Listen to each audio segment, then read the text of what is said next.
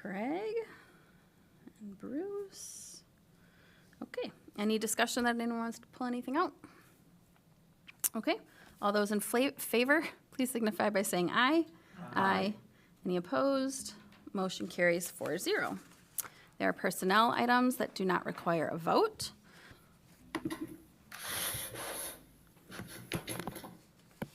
Let's see if my camera. Hi, everyone. Hi, Hannah. Hello. I will share my screen here. All right. Let me know if you can see it. We can see it. Yeah. We can. It's just not in slideshow yet, Yeah, but we it's can not see it. Okay, sounds good. Present. We'll see if I can get there in a second.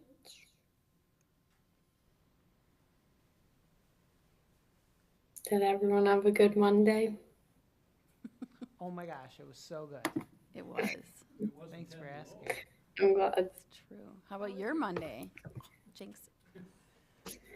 It was okay. Oh, So- that's honest though. You like honest. All right. It's true.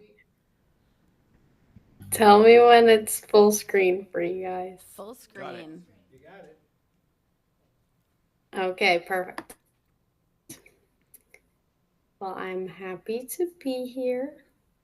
First, I'm gonna be talking about last week we had our NHS induction where 25 juniors and seniors were inducted as NHS members, pledging their allegiance to service, character, leadership, and scholarship for our NHS chapter. I got to speak at it, so it was fun to watch, and so I took this picture while they were on stage taking their picture. Congratulations for you. Got a good Yeah. group this year. It says my page is unresponsive. 1 second. Maybe your We'll see slideshow if had we can a get to our next slide here. okay Monday also. Yeah, let's. I can also see if I can. If I close out my Apple Music tab, maybe it'll work. That takes up a lot of bandwidth sometimes.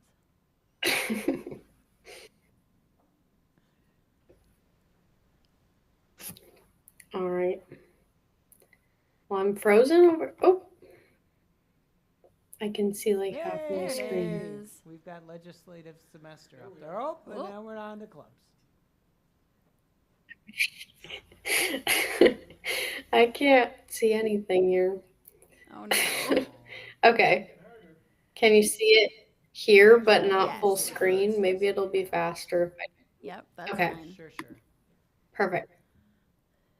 So this morning, junior students had their full session, well, their first day of their full session for political science, where they got to debate their bills in a full session style.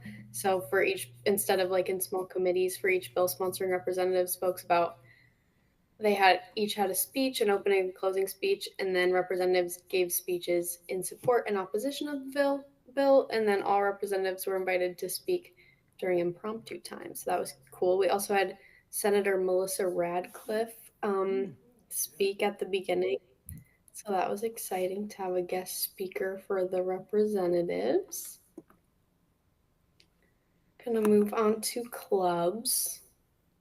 For student council, a few of our members volunteered at the St. Nick shop for the Winter Wonderland, where you can help kids pick out their gifts for their family.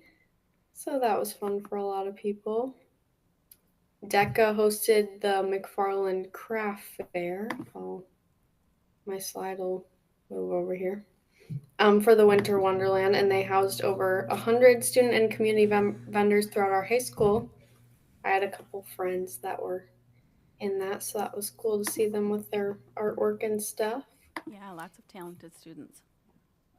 Yeah. Moving on to performing arts.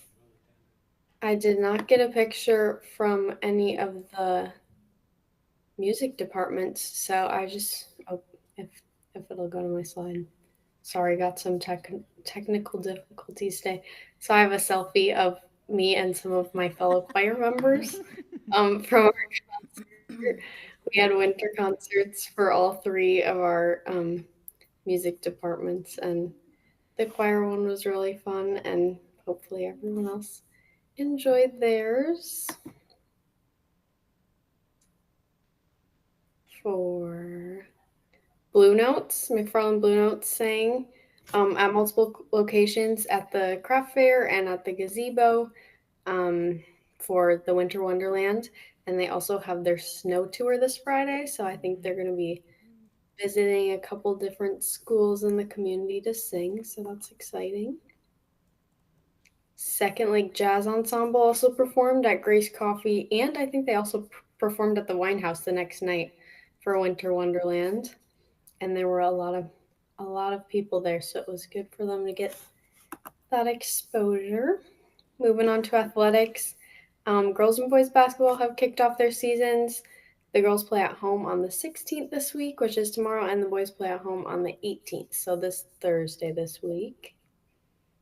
Hockey's been having a good season. They're undefeated in their season so far, and they play at home on the 16th, which is tomorrow, and they have their annual food drive. So that is cool, and you can get there, donate some food for our local food pantry. And then just coming up for student council, we have our talent show this Friday, with 14 acts signed up. I get to be a judge, so I'm excited about that. And our first place winner gets a $200 gift card, second place a $100 gift card, and third $50 gift card. So high stakes. And then lastly, at the end of our semester, we'll have our MLK Day Assembly, which we did last year as well, collaborating with our Black Student Union to present an assembly to honor Martin Luther King Jr. We'll spend this assembly reflecting on the importance of MLK and his work and how we can learn and apply his lessons to our school. All right. Thank you for bearing with me with the not in present mode. Do we have any questions at all? No, you're doing a wonderful job. These are great presentations. Thank you. I'm glad to be here. Yeah. We appreciate it very much. Right. We do.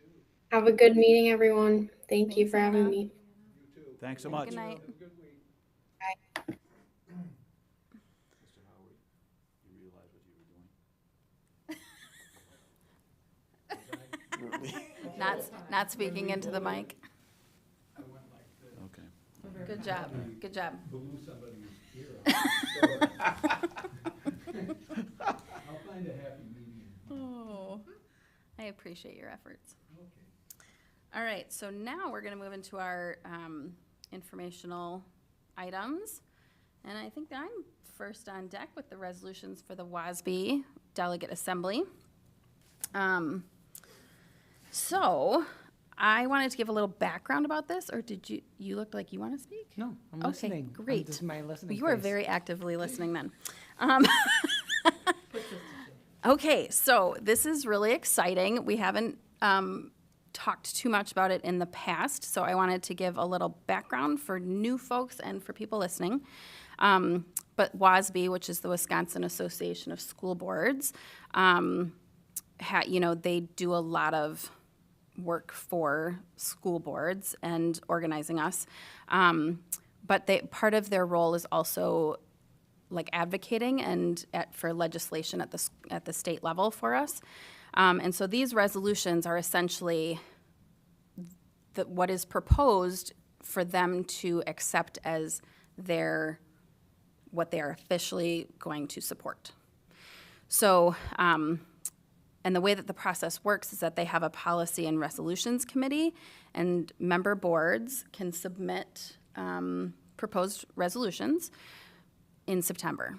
And then their committee goes through and vets them and decides which ones will be turned in and recommended to the delegate assembly, which happens at the state convention in January, or they turn down the resolutions. So there were 19 submitted by school boards, and 12 are being brought forward. 7 were turned down. And so I will just give a really brief overview of what those are. So the ones that they're bringing forward it really reflects a wide range of priorities. School funding stability, I mean, I think we all see that one coming. Local control, student well-being, accountability, and then equity within public education.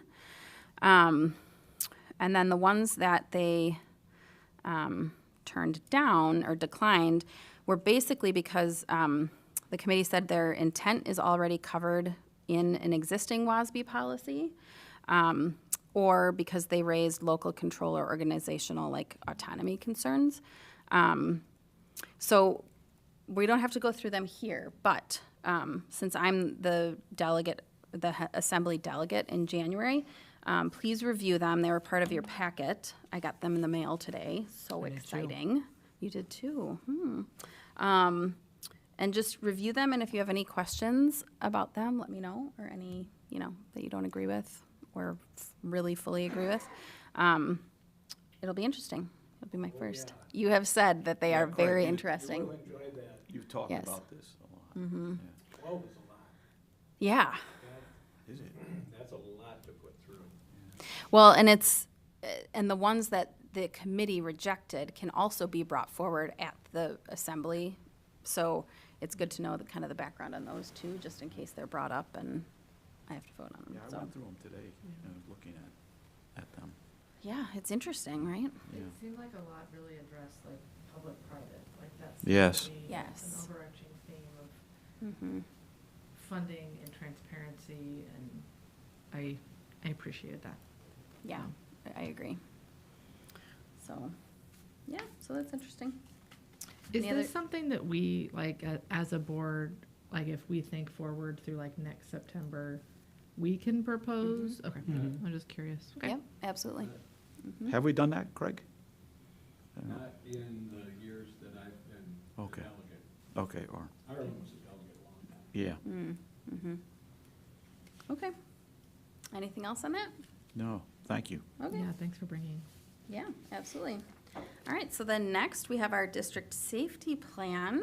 Mr. Clements, that's you.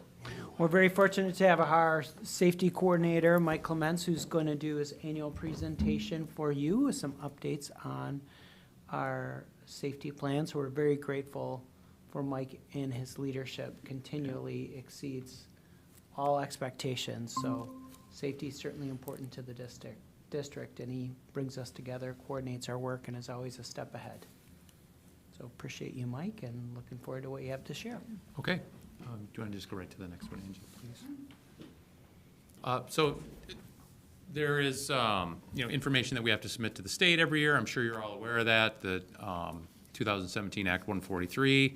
And there are 5 requirements that have to be covered in what we submit to the state. And actually, we have to resubmit information every 3rd year, but we kind of gather and monitor that every year, just as a good practice. So can you go to the next one, please? So we have to update blueprints and maps, school safety plan information. We have kind of a 2-tiered safety plan for the district. We have an overall emergency response plan for each building. They're generally similar, but they differ from building to building on specifics. And then we have a standard reunification model plan for reunifying students with families after an incident. So we have those plans, we update those. We do school safety assessments, which are assessments of our practices, but also of the facilities themselves. And so, myself, Jeff, athletic director, school resource officer, Jay Hansen, part of athletics as well. We inspect both athletic and then the educational facilities throughout the district just to make sure there are no safety considerations from a facilities or property standpoint that way.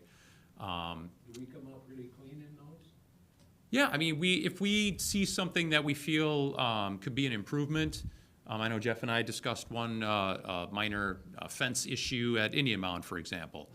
So if we see something like that we feel like can either facilitate better safety practices or is a safety concern in and of itself, then we try to find ways to remedy that. So we don't necessarily report the details of those inspections to anyone. We use those for our information to make improvements. So, and then we do our annual safety training with students and staff. with all the support staff in the district as well. And then, of course, the event drills, whether they be weather, act of violence, some lower level considerations, our fire evacuation drills, things like that. We practice all of those, and we have a drill monthly on those topics as well. Can you do the next one, please? So as far as the emergency response plans, I touched on it just a little bit at the beginning here, but I update those every year. Building population numbers, staff members who are part of crisis or medical response teams in the buildings, any facilities changes that have been made, if we've changed evacuation routes or assembly points outside the building, any of that kind of stuff, added a new AED or stop the bleed kit. I change those in all of our plans yearly so that that stuff is up to date. And as I said earlier, the plans are generally similar, but differing, different floor plans at different buildings, for example. There are specifics, and then different grade level students at each building. And so we try to alter plans to take into account that the littles are going to need a lot more supervision to do what we're asking them to do safety-wise versus the high school age kids, for example. So, but all of it is ultimately based on the standard response protocols from the I Love You Guys Foundation. So it's a national model that a lot of school districts throughout the country are using to base their emergency planning and reunification processes on. So can you do the next one, please? So every plan will have building population, utility locations and shut-off information, the different contacts for administrators and other key staff in the buildings, all of the standard response protocol, definitions and action steps, so, lockdowns, shelter, evacuation, all of those processes. We have some descriptions to help staff deal with particular incidents that fall at the end of the emergency response plan. They're more like recommended practices versus strict protocols, but they give staff some ideas about how to deal with various situations. Our threat assessment and crisis response processes, how we're going to communicate both during a crisis amongst staff and first responders in the community, how we might debrief with staff afterward, how we would conduct recovery within the district, delineates our staff and student preparedness training, directives for running the drills, and then it's linked to maps, other relevant documents, weather, district reunification plan, all sorts of different things that are part and parcel of the daily operation of the district. So, the next one, please. So the reunification plan sort of stands on its own because it's a significant process. If we have to evacuate one of our buildings, we need to have a safe and secure location, a process in place that's going to guarantee us full accountability of all our students and staff, and that's also going to ensure that we return the students to the right people, which seems kind of like a given, but you have to have a process in place to deal with custody issues or court-ordered placements or other things that might come up that can get in the way of simply saying we're going to return student X to their parent or grandparent. So we have all of that in process. I'm actually in the process of updating that plan significantly to account for a cooperative effort that we've started with Oregon, Stoughton, and Monona Grove school districts and with Stoughton Hospital to sort of marshal our resources so that we can more effectively run a reunification process. It's conservatively going to take 50 to 70 adults to operate that if we're dealing with 700-800 students and all of the parents that go with them. And we just don't have that much available staff here, so we're going to work cooperatively with those districts, develop common planning, common reunification sites, and we're in the middle of that process now. So I think it's a good plan and it's headed in a great direction. That seems like a great idea. But again, continually trying to improve our processes here. So next one, please, Angie. That basically covers what I just talked to you about. We are also, the second bullet point, in the process of screening a second site. So we're looking at a couple of different facilities. It's challenging to find sites that can handle the number of people that we may bring, plus the traffic associated with the hundreds of parents and then the media and first responders and so on and so forth. But we think we have a good lead on a second site because we'd certainly hate to go to our primary and then find they've got a gas leak or some other issue going on. So, and again, our that resource sharing strategy caught the interest of Dane County Emergency Management, And they're very interested in seeing how it plays out, because their intention is then to recommend that to other districts in the state, and to sort of use our process in developing that as a model for them to share resources and partner with each other to deal with these critical incidents. So, next one, please. Safety committee here in the district, APs from all the buildings, Mr. Tarnitzer, Jeff Mahoney, student services director, school resource officer, myself, student services coordinator. We all meet every month to just touch base on safety-related issues, whether it be practices, equipment, policies, training, evaluating our own incidents that take place here in the district, evaluating our own drill performance, and trying to make sure that we're all on the same page with how we're going to manage situations that might arise, how we're going to communicate with each other. So sometimes it's minutia, and a lot of times it's a broader context of how we evaluate and look at our safety practices here in the district. So. Okay, so goals every year are continued compliance with Act 143. Being a former police officer, I like to comply with the statutes whenever possible. Continuing our building safety assessments, which again means not only physical facilities and property, but also what are we doing? How can we be doing it better? I put a couple bullet point examples up there. We've implemented a couple changes. We purchased and installed hundreds of shades on classroom windows, interior shades, so that students and staff have more out of sight hiding places when we're conducting lockdowns. Changed from the red safety binders in our classrooms to a more concise safety card packet. And so, we make those changes and then continually evaluate the feedback we get on those, see if they're heading us in the right direction. And to continue into that last bullet point then, we're not proud when it comes to critiquing our plans and processes and drill performance. I think we're very honest with ourselves. We do try to focus on what we do right, but we recognize the things that we perhaps could do better at. When we have those safety committee meetings, Aaron's leadership is really important in that. I mean, he's very honest and forthright with all of us when it comes to our performance, because we obviously understand the importance of safety in the district. So we have a really good, productive group there, and I think we make a lot of progress every time we meet. So next one, please.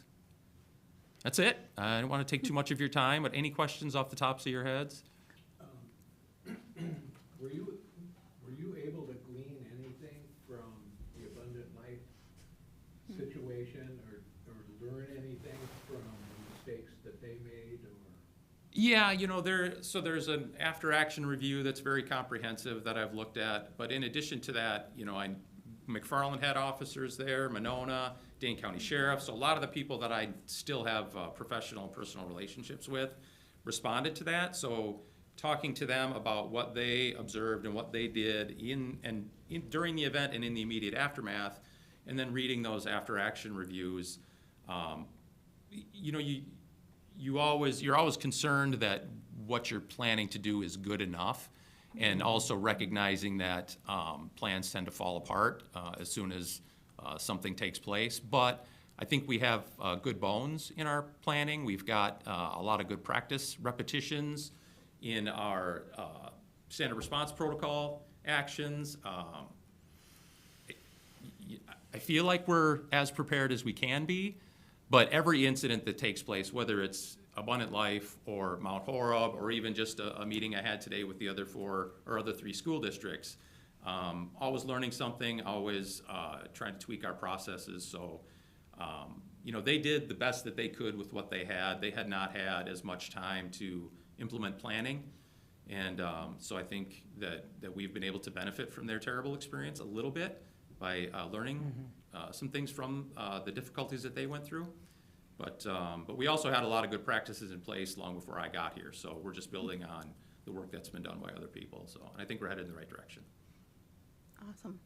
Thank you. That collaboration for the reunification plan sounds really great. I didn't realize that was a new thing, that we're kind of in the leading edge there. So Yeah, it was just, honestly, it was selfish on my part. I needed more help.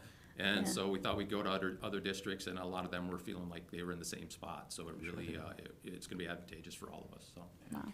One Thank of the you. things that really helps with that is that Dane County has become more consistent in the model that districts use, where years ago, there were a lot of different models going around, and most of our districts are using the Standard Response Protocol, or SRP model, which makes the reunification process more streamlined Cool. and efficient between districts. Yeah, Awesome. just thank you, Mike, because I know we're very lucky to have you, because you have such a kind of a long time relationship with this school district. So, and your background has been Really, no good. job's any more important than yours. right. I don't know if I'd say that, but we take it pretty seriously, and we're doing the best we can, so hopefully all of the work I do goes for naught. So, That's right. Right. That is Yes. exactly what you want. Agree. You got that right. all right, thank you. Any other questions? Thank you. Very Thank much. you. All right. Next, we have our notice of educational options per Wisconsin Act 55, Section 118.57. Yes, you can see this in your packet. Of course, this is something we do annually because it's good and it's also required by law. Great coincidence. There's two parts to this that I'll just highlight. The first is annually sharing our state report card results, including our district results, which a score of 80.1 exceeds expectations. All of our buildings that are scored received exceeds expectations, so that's Wabisa, the middle school and the high school. And then the primary school received a satisfactory progress rating, which is the highest rating that they can receive at their level. Second part of this is just talking about the different educational options, both those provided by the district and those that are available to residents, including open enrollment, virtual options, private school options. So this is something that is on our website and available and updated annually. So it's just an informational item for you to see what's there to make sure that you're aware. It's always Thanks. go ahead, Bruce. No, I just said thanks. This Yeah, is wonderful. it's always a good thing to review. I don't always remember where the different options fit in. And so I appreciate this report because it helps organize my brain. It's straightforward. Yeah, it's meant to be easy to see and to hit some of the big highlights. Of course, you can't cover everything you do, but it's meant to sort of be clear on some things, particularly as it relates to other educational options for those that reside in the district but are enrolled in a different program. Okay. And I think it's a good opportunity to kind of review, like, we are accountable to the state in what we do. So there are your money does as your money supports, and your being those who are watching, your money does support other educational offerings in our state that are not accountable in this way. So you will not see this for some of the private and charter school options that your money supports. So keeping that in mind as we move forward with different legislation and opportunities in the state for improvement. Excellent point. Thank you. Yes. That would be $263,000 In case you're wondering. of our budget that's allocated towards private schools. Oh, any other questions or comments about that? No. Thank you. Yeah, Thanks for sharing. thank you. All right, next we have our legislative update, and Megan wasn't able to join us, so it sounds like Mr. Tarnitz is going to do that Yes, for Board us. Legislative Liaison Megan Chapman has appointed me temporary legislative liaison. Not a ton of real active things going on in the legislature related to education, but a couple to note. One is, just to keep in mind, the biennial budget was set to increase the amount of special education reimbursement to 42% this year and 45% next year. As you will recall, we had discussions about the fact that this was some certain amount, which means that they allocated a certain amount of money that they had projected would account for 42% of special education expenses. So that 42% we knew would likely be less than that when the actual numbers came in, because we anticipated they were going to underestimate the costs, and they did. So the actual reimbursement is coming in at 35%, so much lower than that 42%. So that is requiring districts, including ours, to use more of our general fund to fund special education services, which are required by law. And what you will see right now in the legislature is there's Democratic lawmakers who have introduced bills to make special education funding sum sufficient, meaning there's a sufficient sum to provide the services, instead of sum certain, meaning there's a certain sum regardless of what the actual costs are. Is that 35% even an increase? It is a slight increase. It doesn't quite cover inflationary, it does not cover inflationary expenses from last year to this year. So, State superintendent so we are still losing money. is gonna ask for 90%. 90%, which is the goal that's targeted in previous legislation, and they'd also committed to 2/3 funding, so that's, none of that has happened. So this is another reason why districts are going to referendum. If we were to have 90% reimbursement for special education costs, we would not be talking about state funding to the degree that we are. That's right. Some, on the other side of the aisle, Republican lawmakers are introducing bills to incentivize financial incentives for consolidation in an acknowledgement of the per pupil costs and the declining enrollment issues. And so there's these bills being introduced to try to encourage districts to consolidate their services. It's important to note that the research regarding consolidation savings, there's pretty limited savings and somewhat inconsistent, because you can imagine there's other expenses that become Transportation. associated, including transportation. And that- So, And that, correct me if I'm wrong, but that really impacts rural districts, right? More so than, Yes. yeah, okay, About 80% of our districts in the state are rural, right, right, so, but only about 20% of the kids go to that. So when you talk to your family, those who are watching over the holiday season, please bring this up with those who live in more rural locations. They can make actions and speak with their legislators so that we're not in situations where they see their schools trying to consolidate, and we all get more support for what we need. And can imagine what happens to a small town Yeah. when it loses its school. I don't think they even consider the pitfalls Oh, that come along with consolidation. Incentives can, Thank goodness it doesn't happen all the time, but it's gonna happen more often. it's going to start happening if things don't change. certainly. Yeah. sure, So that includes my legislative all right, report. excellent. thanks for that uplifting.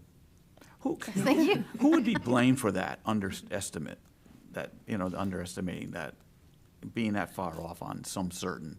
For the special education I mean, funds. you can blame the budget team at the state level, but we anticipated this would be the case when it was some certain versus some sufficient. Yeah, I mean, So- you guys know this is gonna happen, and it's like, how can they be that out of it up there? They go like, oh, this will be fine. But we don't budget for 42%. We budgeted for 35%.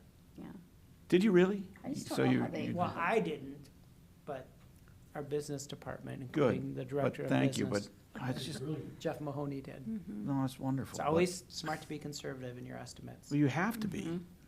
yep. I just don't understand how the legislature can get away with saying that it's 42% increase, reimbursement, and it never ends up being that because of the formula. Anybody I just don't can get understand. away with saying anything they want. I think the But only if they're on their mic. districts knew it would be less, and some districts did make the mistake of budgeting for Oh, I'm sure they did. 42%, and others estimated 38, 39, so. Well, so this particularly is if you're hitting some going to people really hard. referendum, you would try to, tell people, well, we're gonna get an increase here, so that's gonna make things easier for you. and then to have that rug pulled out from underneath you is, It's rough. oh my That's right. gosh. What percentage of, excuse me, special ed kids come from other districts, other locales? You know, open enroll.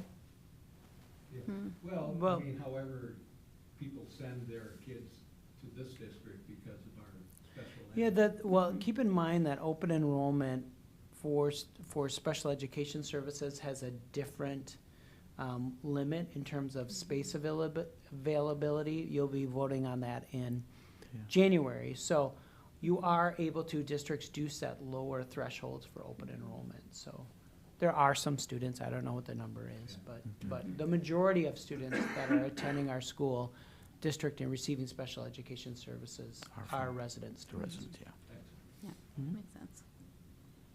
All right. Anything else with that? Any other questions, comments? Okay, on to our WEVA update. Mr. Fisher and Mr. Tarnitzer. Yeah, I can probably start. I don't have a whole lot, but I really got a good, I really enjoyed the last board meeting. We have another one this Thursday. And basically, just a couple of things that came out. First of all, funding continues to go up. It's around 10% because enrollment keeps increasing. The only one of the schools, there's 4 schools, there's the WEVA K-8, the WEVA High School, the Insight School, which works with kids at risk, that their enrollment is actually down. And they said it can change and it may well fluctuate. The Destinations Career Academy is above as well. So that one school, the Insight School of Wisconsin, is down. But what they were really proud of was that on the state report cards, for the first time, all 4 schools got above 60. And they are meeting the expectations. They're outpacing the state as a whole, which is really pretty amazing. And the only one that they're below the state average is in math. And they're working to try to, fix that. So, I mean, that was really all I got from that, but I thought it was pretty amazing. They achieved 60% or whatever that I don't know, sure it's a percent, but the score on that, and they're exceeding all state expectations. I thought it was pretty cool. Unless you've been here for a while, Yes, you can't imagine how it's going. what a great improvement. It is, yeah, and they're really proud of that. You literally had to go and, because they always counted the WEVA scores right into the Yeah. McFarland scores, and rewrite the contract for the high school. Yeah, yeah. But that, I mean, that is almost an exponential improvement. Yeah, and I again, the thing that's amazing, and I was just talking to Superintendent Tarnitzer about this, is the fact that they have a greater percentage of kids enrolled in the WEVA schools who have special education requirements, and it's greater than what we have, and so it does make you reflect that they really are serving a very valuable service. They're working with kids who, otherwise might not be able, or have tried working in a regular brick and mortar school, but it hasn't worked out. Some can, So, yeah, and they're very, very proud of what they're doing, so, as they should be. yeah. I'm also happy to share a little bit about the K-12 Summit that I was able to attend in Washington, D.C. from December 2nd to the 5th. All expenses paid by Stride Corporation, so that was helpful. Now, Stride is the company that provides the oversight and management services to, used to be called K-12, now they're going with Stride, to the Virtual Academy, Wisconsin Virtual Academy. And a reminder, we do have a relationship with Wisconsin Virtual Academy in that we are a non-instrumentality, they are a non-instrumentality charter school, and we're their authorizer. So I was able to attend, it's the first time I've been able to go. The theme was Stronger Together. You have 32 states represented and that they serve in a virtual capacity for education. Began with some remarks from the chief executive officer, with the focus being about transparency and accountability, talking about the increased demand for school choice nationwide and how they're meeting that demand, and some logistical issues with some of the the changes that they've made recently and some problem-solving things that they're involved in. The time together also talked about marketing, some strategies that they're using to make sure that people are aware of the services that they provide throughout the country. And then there were breakout sessions that talked about their academic playbook, as they call it, some things that they're trying to do to increase student achievement, attendance, retention, graduation, those kind of things, which is really just focused on the type of programming and instruction that's provided. Talked about special education programs. One of the things that they're implementing is a special education substitute program where they can have their substitutes that are licensed in multiple states so that they can use a kind of a larger pool Oh, wow. to meet their special education needs. Talked about tutoring. They're looking, working on some artificial intelligence tutors so that students would be interacting with software. It's computer coding that would be able to respond and provide tutoring, as well as some in-person things to meet student demands. Career pathways is a big focus of the organization, so talked about some ways that they connect kids with their careers. That was really interesting as well. One of the things that they talk about is recognizing that community and engagement is an issue in virtual instruction. So Sure. they do have some clubs they call Strider Squads that are both at a national level clubs, but then also down to schools.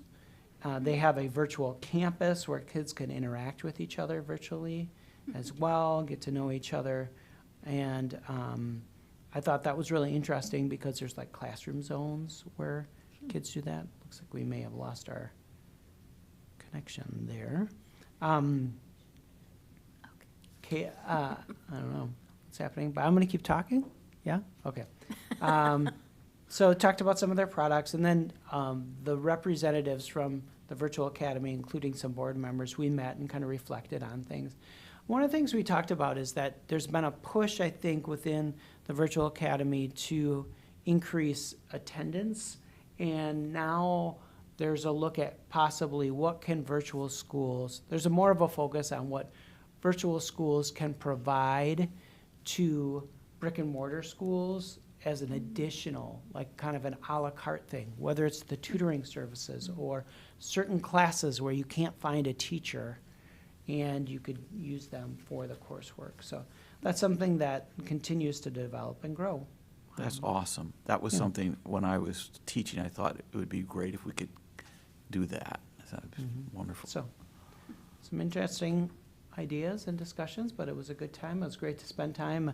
Really talented people here at our local Wisconsin Virtual Academy. Just really impressed with the people I got to spend some time with. Really smart, innovative.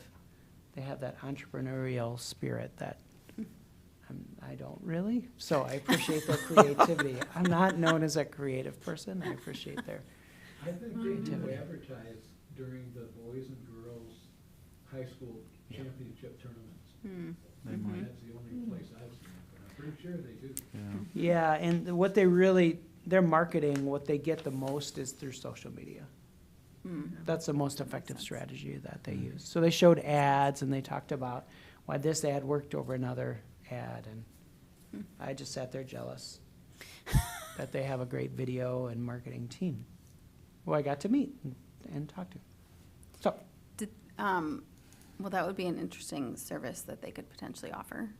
Um, yeah, I don't think it works that way, but point. yes. I thank know. you. Curious, were you, how many other brick and mortar folks were there, or were you like the only one? Oh, there's a lot, yeah. Yeah, okay. Yeah, a lot, because all those districts have, you know, Oh, they have an authorizers. authorizer, yeah. So Right. there were superintendents and, Yep, yeah, there's, I don't know, probably 150 people, Okay. 150 people, got it, okay. yeah. For Wisconsin, though? I mean, just. No, no, they're just- from we're the the only one in national. Wisconsin. Yeah, nationally, I was Yeah. gonna say, okay. Okay. Good. Awesome. Any other questions about that? Thank you for sharing. Yeah, sounds like a great learning opportunity. Mm-hmm. All right. So now on to your report. Would it be okay, could I ask the board to make an adjustment to our agenda? Can we have the business managers I agree. report go Yeah. sooner than later and Sure. possibly excuse our business manager? Get out of here. I have no Yeah, problem with that. that's fine. Anyone else? Doesn't want me coughing on anybody anymore? Yeah, he's got hard work to do tomorrow. Oh. Well, if As you long wanna- as you talk into the mic, then we'll I allow will it. certainly talk into the mic. If you want a little business manager humor, we do course. sometimes call some certain, well, that was some guess. Some guess, I love that. So, Yep, that's good. Well, those business Excellent. managers, they're known for yeah, their we're sense of known for humor. a big humor. So, well, thank you for letting me jump up here and kick us off for the 26-27 budget year. Woohoo! It just feels like we almost wrapped I up, know, it's the second time we've done this. just kind of wrapped up the 25-26, which we're still Yeah. in, and the 24-25 audit that you'll see next January, That's right, which is only a month away. So Wow. almost here. exciting, isn't it? Anyways, so the budget calendar that we are proposing, really the only action item that the board will have is that of setting the annual meeting date, which you'll do this evening, hopefully, which would be October 26th of 2026. Mm-hmm. Okay. But other important dates will be this evening. We're going to talk about enrollment here pretty quickly. Aaron has already foreshadowed that January 12th, the board will take action on open enrollment. And then middle of February is when I will come forward and kind of present the 5-year, multi-year estimated projections that we annually do at that time of year. And then in March, April, May, usually the second meeting of the month, we will do budget updates to the board. And as necessary throughout the calendar year, we will do budget and staffing updates as necessary. So that is the calendar. I think the only real significant changes is that we've started this last year presenting some information to our employee relations committee. And so we'll continue that as time allows to provide enrollment and budget information to that group as well. Awesome. Good. Okay. All right, enrollment. This is a joint effort by Mr. Tarnitzer and I. Sure. There's some slides he's gonna enjoy doing. And if we move along, hey, great news. We already got through one of them. Tonight's right. enrollment overview. Check that box there. That's right. So the 25-26 enrollment overview really is a focus then on the 26-27 year. We have 2 real important snapshot pictures. One is the 3rd Friday in September, which we've already concluded. And then the next one is the 2nd Friday in January, which impacts what are one of the factors for the equalization aid formula for 26-27. So that's how sometimes our legislative fiscal bureau will use old data for when they're doing estimates, because that's the only data that they have available. So just because of how our enrollment counts work and how some of our other stuff works. So each count has a lot of components to it. Total students in attendance, minus non-resident students, minus special agreements that we might have. And then we add in residents that may be elsewhere, and those really kind of help us determine what our revenue cap and equalization aid formulas are going to be.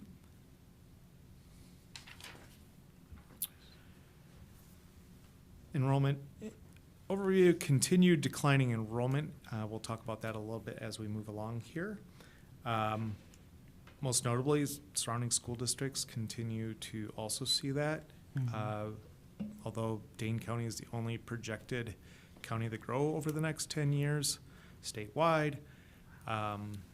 When we talk about, when we see the consolidation efforts, it's not a new thing. It's been done a few other times. It is because a lot of our rural districts are consolidated. I came from a school district that's not consolidated when I worked for River Valley School District, but they've closed 4 elementaries in the last 20 years and brought their students into one elementary school. So it happens not too far from us. Declining enrollment, lower birth rates, available and affordable housing, and then also most notably educational alternatives. There are a lot of options, including our virtual academy. So, this is one sometimes Aaron likes to highlight and talk about. So I don't know if he wanted to jump on this one or. you want me Sure, to keep I am going? happy to. So this estimate includes our open enrollment. So if you look at all the kids that come in, we're 18 less than last year. So per the third Friday count. So, you know, when we talk about declining enrollment, that impact is a little bit less because of our open enrollment in, and we'll be talking about those numbers a little bit. So you can kind of see those particular grades where you can see some of the most significant impacts there. So you can kind of see those percentages there from kindergarten up through 9th grade.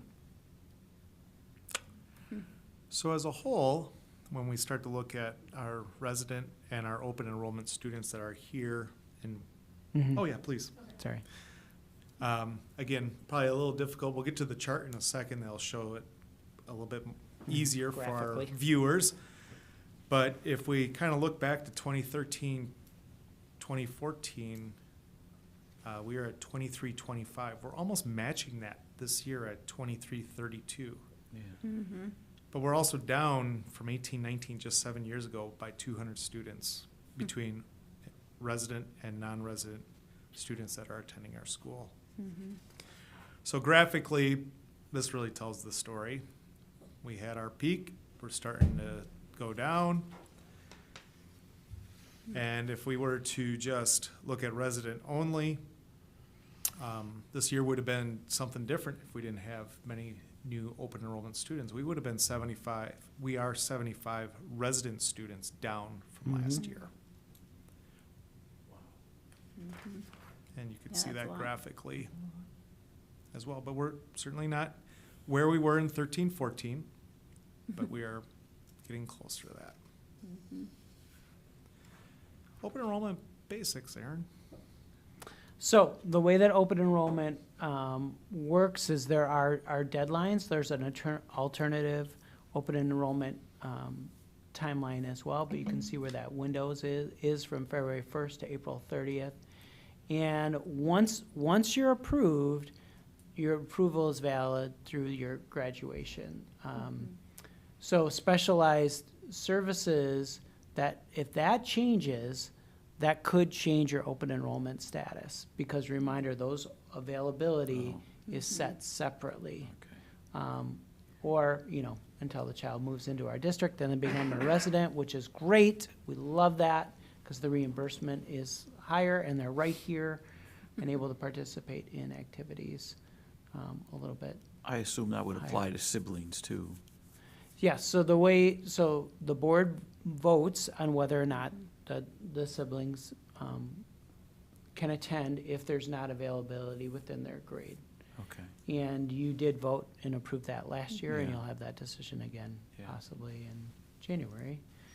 So then there's the alternative open enrollment application process, which there's certain categories that a person needs to check as part of that process. It's not just open as the regular open enrollment window is. There's criteria, as well as a current year tuition waiver. So that's, you know, a family that is a resident and they move out of the district after the third Friday but wants to finish the school year here. There's a process for that as well. All right, and so denying open enrollment. I think the biggest that you could see a lot of words here, there's actually very few reasons you can deny open enrollment. So it's very important that you recognize the biggest thing is you as a board will set the space availability. If there's not space availability in a school, grade, or program, special education or related services, that's a reason for denial. right? We don't have space. If a student has been expelled during the current or 2 preceding school years, a district can deny their open enrollment. If they've been determined to be habitually truant, which is 5 or more unexcused absences in a semester, you can deny open enrollment for that, and this board has taken action on those cases as well. And of course, if the open enrollment application is incomplete, and many of them are, or submitted after the state deadline and does not meet the requirements of the alternative open enrollment process. Do you want me to keep going? Okay, good. I like talking about this. So this is the fun stuff. This is what I would want to know as a board member, okay? Not including Wisconsin Virtual Academies, okay, because they're also up and enrolled. We have 158 students who reside in another school district's boundaries that are choosing to attend here. And then we have 61 students who are residents of McFarland. We'll talk to you a little bit about those in a little bit, who are choosing to attend elsewhere. So a district wants to have more in than out. That is your goal.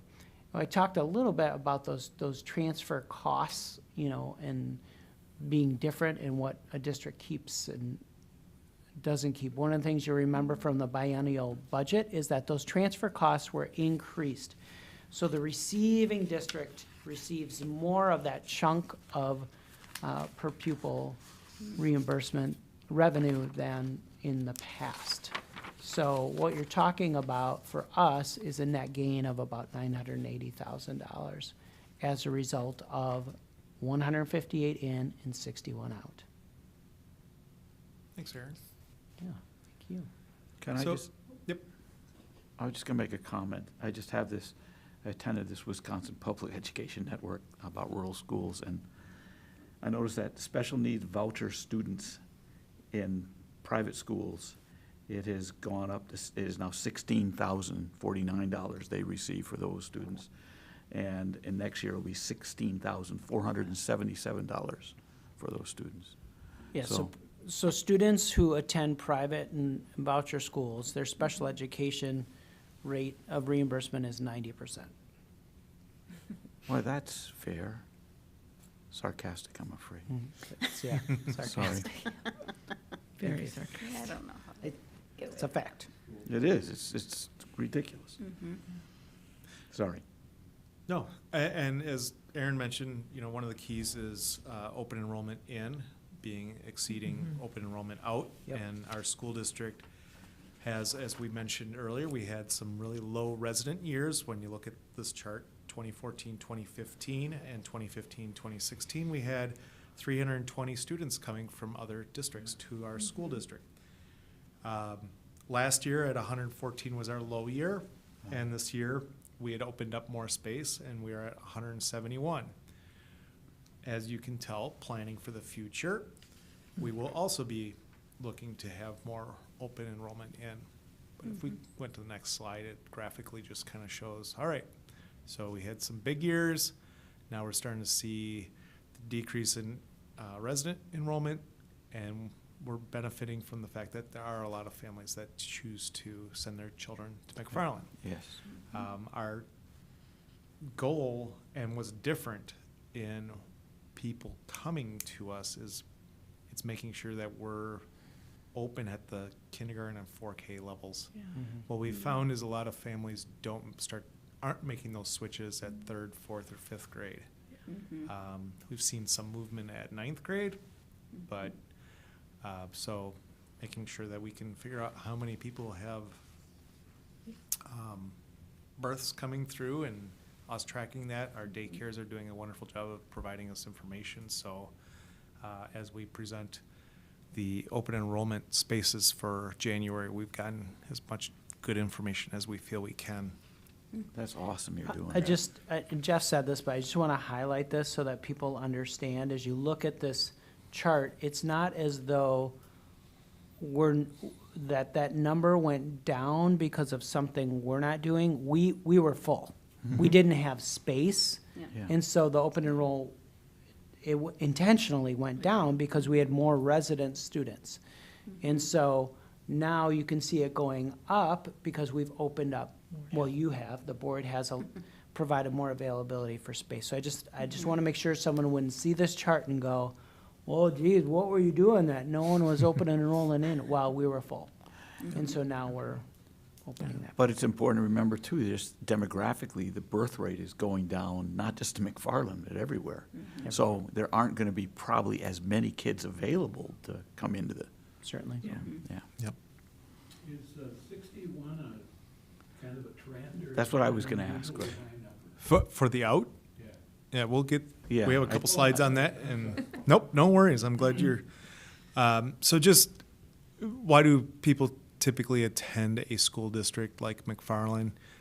Yes, we have wonderful programming, but since parents must provide the transportation, it is very geographic, so, you know, we're not surprised 64% of our open enrollment students come from Madison Metropolitan School District, particularly because there's a good chunk of students that live on the opposite side of, the north side of Sigel, which also has parts of our district in it as well. So geographically, that's why it mostly comes from Madison. But that's sad for Madison in that sense, because they're facing the same budgetary, all the schools in Dane County. We're all facing the same thing, and so we're competing against each other for limited, Certainly. yeah.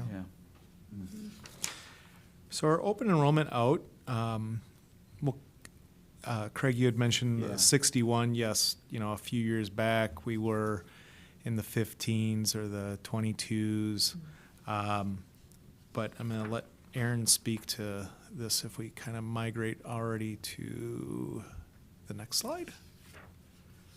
So this is really interesting to me, and I really, Yeah. our registrar, Emily Broom, does an excellent job pulling all this together. And it's very interesting to note that of that 61, 64% have never attended our district. Yeah, that's really So it's interesting. not as though the majority have not set foot because they were somewhere else and they want to continue attending that other place is the most frequent reason. Particularly as kids get up in grade, they have friendships, they're, those kind of things. So we had 22 new open enrollment out apps this year. 7% are 4K students who will be back here for kindergarten. It's common to see kids open enroll in other districts during 4K because it's just more convenient with wraparound care, maybe close to a parent's employment. 13% are in other virtual schools, so not WEVA. And then you can see the majority of those are 41% attending Madison, another 21% at Monona Grove, and 10% at Oregon. So again, geographically is where you see those trends. Kids predominantly staying in their current district. Aaron, how many do we have who are attending WEVA, or do we have a? A handful. It is just a few, isn't it? Yeah. Yeah, but I could add that I all mean, up. but- if you were saying like full-time enrollment, it's only a few Yeah, students. I mean, we're talking 2 or 3. yeah, that's what I thought it was. Okay. All right. So homeschool as well, or home-based education. And we have an average of 22 families with 32 kids that are sign up to say that they are homeschooling. Some will come back as the kids get older. And some take classes. You can see 5 to 8 students take 1 to 2 classes at school. So, and may participate in a sport or a club or an activity. Often band, music are things that are hard to provide in a home-based instruction. So those 32 are part of the 61? No. No, No, that's, okay. This is that's separate. separate, okay. Because open and roll out means they're attending another, District, I got it, sorry, yeah, got Yep. it. yeah, and this changes frequently Yeah. throughout a school year. Okay? All right. Enrollment projections. So these enrollment projections, when you start to look at the space to the right of where the gap is, you'll see 26, 27, 27, 28, and so on. Those numbers include the students that are already here under open enrollment and our residents. It does not include any forecasted new open enrollment. So as you can see, this is what our district would start to have if we did not have open enrollment applications availability for next year. So that's difficult to see, but it shows the trend of about 2,300 students next year down to 2,100 and 31, 32 if we didn't have any new open enrollment students. So another couple hundred down if we did not open space for open enrollment. Well said. The enrollment projections on this next sheet just kind of show it by building. When I look at this, the quick piece is that our high school will start to see some increases. We have a bubble class going through the middle school. That's just over a couple hundred students. And our other three buildings will start to see the decrease unless we do open up open enrollment spaces. So, projected open enrollment available seats that will have the school board act upon in January 12th, to be specific. We will be looking at having availability of 27 4K slots, 11 kindergarten slots, 17 second grade slots. Wabisa would have 24 slots available at third, 4 at fourth, 19 at fifth. The middle school would not have any slots available. Wow. And the high school would only have 10th grade seeing some availability. Again, what we've seen over the last few years is when we have availability at 4K and kindergarten, we see, if not all of those taken, but the other grade levels, not as much. Okay. So we may see a good amount of our 4K and all of our 5K. I'll just make that prediction now. And so these projections also, and maybe this is later in the slide, I'm not sure, but they also maintain our optimal Yes. grade size or classroom size, right? Like we're Right. not going into the, oh, see, right there. Yeah. Good segue. So, Mr. Tarn, sir, That's right. do you want to cover Yes. this one? So, one of the things that we've done in the last few years is set target classroom sizes to make sure that we are right-sizing our resources with our staff and making sure we're allocating our staffing and resources accordingly. So you can see that kindergarten, our target size is 20, and then add a student each year per class. And when you get to 612, it gets a little messier because there's all kinds of electives and courses that they take. So the target size is 25, maximum being 30. We also need to look at lab courses being a little bit different because of the amount of supervision and safety issues required. So you see those listed there. And furthermore, one of the things we also have is a minimum class size. What a challenge is, particularly, well, only at the high school level, is you want to provide a variety of course offerings, but you need to have enough students to justify the staffing. That's just how it works. It's just simple math. And so the goal is to not run courses fewer than 15 students. There are some times that those exemptions are made, but those are the difficult decisions we need to make with the resources that we have. Makes sense. And I think that is. I think that should be it Concludes. for enrollment.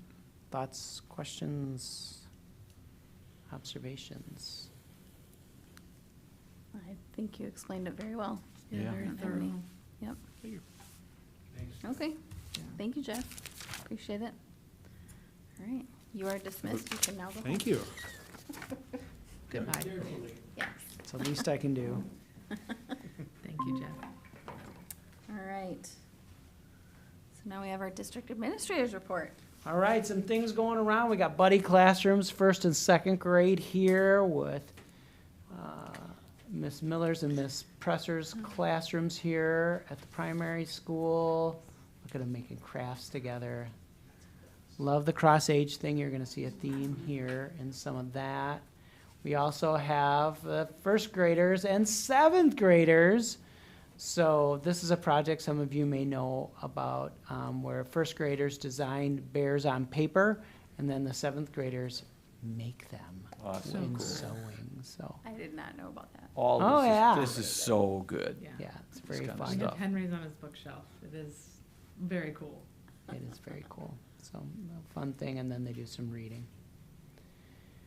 And then here you have our first graders learning about some of our community leaders and helpers, so service providers in the communities. You can see, you know, our police department and EMS, fire, they're represented.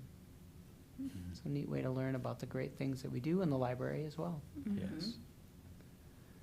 Here you can see, we just talked about this, about poli-sci and the legislative session. There's another one, I think, on Wednesday or Thursday in the afternoon. This is Mr. Ward's Indigenous Studies class, traveled to the Ho-Chunk Community Center to do a little bit of education and learn some things, some guest speakers, including our very own McFarland's own, Art Chigoni, talking there as well. So a neat opportunity, very popular class, and he does a great job. Yes. Here you have, I don't know if you might have heard about this, so we have a graduate, owner of Nick Custom Tree Care, who donated some lumber to our students. And then you can see the products that get made with that, so really, Awesome. really It was a fun beautiful, thing. beautiful tree. It was just, Yeah. oh. Bruce getting a little shout out there for, he hauled the tree, dragged it from his house It was, all the way it here. was tough, yeah. and it was uphill. It was, But, yeah. Both ways, yeah. Hello. Yes. Yeah, Stronger than he was. Wait a minute there, Mr. Yeah. Howry. yeah, but thanks to No, Nick it's and wonderful. Bruce and. Well, to tell you the truth, this program is so outstanding. It is, it's To really, see that wood be chipped up would be just sinful. yeah, great thing.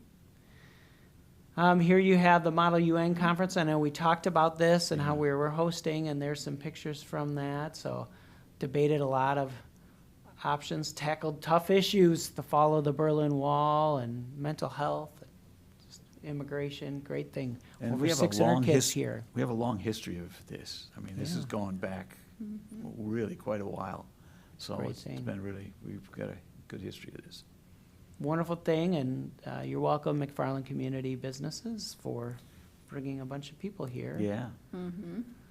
That's right. You can see this, I know you've heard about this, we talked about this in November with the seniors, and it's always good to see some more pictures. Those pictures continue to come in for the Giving Tree and Thanksgiving meal supplies that they provided.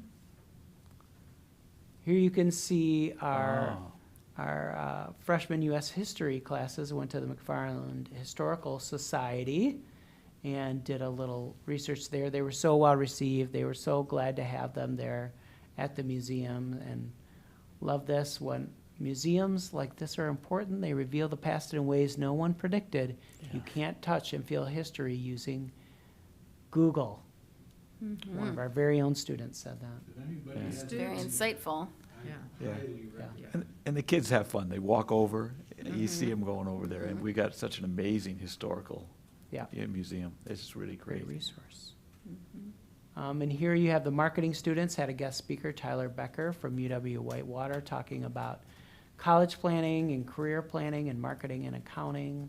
So they do such a great job bringing in guest speakers, making it meaningful to our kids. Ah, You heard this about Beth Canfield, recipient once again of a peer-to-peer suicide prevention grant. well, that's Was wonderful. awarded that as the Hope Squad advisor, so always grateful for Beth and her amazing work and leadership Yeah. addressing mental health. Optimist Senior of the Month, Owen. I wasn't able to attend this because I think I was actually in DC at the time, but certainly a deserving student. Love that senior picture there with the truck. So congratulations to Owen. And we had some high school students from Multicultural Club and the Black Student Union who visited our K-2 classrooms to do some conversation and reading, making a craft in this case on diversity, and they also do some reading later in the year. Thank you to Such them. good role modeling. It is. And of course, we mentioned this, I think it was hot off the press maybe when we met last, but there's our True. 2 outstanding WCCCA District 5 Girls Coaches of the Year. So congratulations to Scott Fisher and Andrew Garvey. Well done. They not only create great athletes, but great student athletes and do a great service. So way to represent to them. Everyone knew those two were gonna be good coaches. Yeah, they're a good team. Yeah, good team. They do a great job. Other things, you heard Anna took some of my stuff about the band concerts, orchestra concert. Wiss had an orchestra concert. She didn't talk about that. The choir concert I heard was great. I literally heard because Angie played some for me. It was a real Is your daughter in there? good Oh, that's concert. awesome. Yeah. They're so good. Yeah. Yeah. Craig told me It's that too, amazing. yep. Again, acknowledgement to Ginger Verhulst for her leadership with the Craft and Vendor Fair. Really an outstanding thing involving our students. The McFarland Schools Equity Collective met last week. We had a student panel on equity, of equity leaders, responding to questions from the group, really engaging, really talking about some of the great things that they're doing. And, you know, when the community said, what can we do to better support you? They said, funding helps. So, you know, just something to think about, you know, for their activities. They're That's not good. free. So, appreciated that. I wanted to give a shout out for our administrative team, the A Council. At this time of year, we're always diving deep into reflection on our strategic plan. What we do is we set an annual action plan, and we'll be sharing that with you. We've really been working hard, and there's a bit of a intentional focus on really looking at what's going to make measurable results versus things that are feeling like, yeah, they could impact it. So prioritizing our work, because there's That's good. limited time and capacity for all of us. That's wonderful. Coming up, of course, we have winter break. We have Christmas on December 25th. On the 26th through the 1st starts Kwanzaa. And then we move into January, where we have New Year's Day, and we come back to school on January 5th. Yeah. It's a very far time away. We welcome the new year in on January 5th by having a meeting together Woohoo! where you get to evaluate me. So you will have a meeting amongst yourselves, to which I am not invited, to talk about me and my performance. Recall that just the other week, I shared a little bit about my own self-reflection. I'd take that very seriously if I were you. I shared some good information for you to consider. Thank you for doing so. You've turned in your feedback to President Fessler by now, hopefully, and she's compiling that information. On the 8th, we have the Employee Relations Committee meeting. We'll be talking about possible handbook changes for next year, as well as our Compensation Committee work, and that's in a really good place. And then we come back for a full board meeting on the 12th. Those are the things I have to share with you. Do the board members have anything else they would like to share? Have they been able to fill some of the vacancies on that committee? We have filled Okay, some. good. Yep. Good. We, you know, keep in mind that we combine the certified staff and support staff into one committee. Right. And are much more questions and comments. I had a couple, since you brought up your evaluation, I was gonna Yes. do this anyway, so this was a nice segue. But as we were all working on our evaluations for Superintendent Tarnitzer, it occurred to me that I didn't publicly thank all the staff who filled out the survey that the board sent out. So for all of you out there, thank you for taking the time to do that. That is really, really impactful for us to know, just to feed our, you know, thoughts about Aaron's performance. And so we wouldn't be able to do that effectively, and he is really committed. Yeah. Yeah, we did. It was, I mean, similar response rate as last year, which is still high, so that's great. But, yeah, It's like, what was it, 150 something? it was 152 this year, I think. 52. Or was that last year and this year was 150? No, But it was within a couple That's of really last year, yeah. So out of 347 or 67 staff. So, anyway, really grateful because we really are committed to growth. Erin's very committed to growth. We all just want to be better. So thank you for taking the time to do that. 152. Thank you. Last year there were 150. Okay. So way beat it. Just blew it out of the water. Yes. And then I mean, we've already talked about this already, but I was going to give a shout out to Brian Ward for the political or poli-sci legislation. I don't know what you want to call it, simulation Executive session. session. I think Patrick Toohey as well, I think. Yes. Yes. Yep. Yeah, and Patrick Toohey. It is just, I think, especially in these times when civic engagement and civil discourse is so important, that we practice how to do it well and how to do it respectfully is so important. And I know both of those staff members do that very well. And so I just really wanted to thank them and to Senator Ratcliffe for coming out and Yeah. accepting the invitation and giving a speech. We don't often get to do that, and she's very good about showing up to these events. So, yeah. That's very similar to Badger Boys State and Badger Girls State. That's all a government thing. You elect the governor, lieutenant governor, and do the whole 9 yards. And That's true. it's very eye-opening for a bunch of 11th graders. Well, it's some districts have found this to be very controversial. And I remember talking with both those individuals early in the year, and they've gone out of their way to make sure that they don't put kids in a position where they're feeling uncomfortable. And I think they do an outstanding job. I agree. All right. Anyone else? I wanted to give some kudos to Erin, Mark, and especially Jackie at the high school for leading the professional development for Reading the Anxious Generation. You handled the virtual group of us very well, and sometimes I know that could be a challenge, but very thought-provoking questions and accountability for reading and learning and what we're all taking away from it and how we're changing our actions. So thank you for doing that. It's extra and in the middle of the week too. So appreciate your time and effort. And I think there's going to be a community event in February. I think it's the 7th at Wabisa, if memory is correct. I think it's in the morning. And then I think the 23rd, 28th at the library, ED Locke Library. So come learn with us. Yeah, definitely. Yeah, I think I'm pretty sure it's the 8th. It's, Watch me be wrong. It is Saturday the 7th at 10 a.m. at Lovisa, yep. and Wednesday the 25th at Fifth. 6:30 p.m. at the ED Locke Public Library. Okay, so Wednesday, February 25th at 6:30 at the ED Locke Library, and then at Wabisa, it's at Saturday the 7th of February at 10.